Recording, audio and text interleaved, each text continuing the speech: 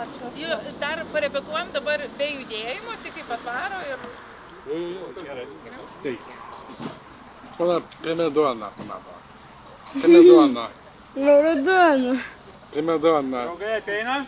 Iš tikrųjų, žmonės su intelekto negalia ne tiek mes jiem reikalingi, kiek jie mums reikalingi, kad mes suprastumėm, kokia yra pasaulio įvairovė, ką mes galim padaryti, kad žmogus jaustųsi žmogumi.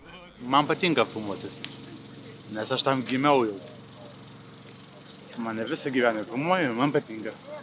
Man patinka taip filmuotis.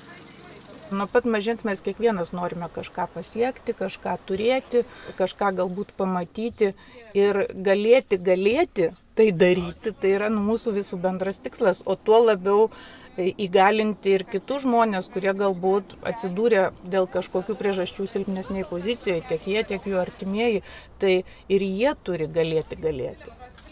Kad žmogus galėtų pats priimti sprendimus susijusius su jo gyvenimu, o kad jis priimtų sprendimus pats.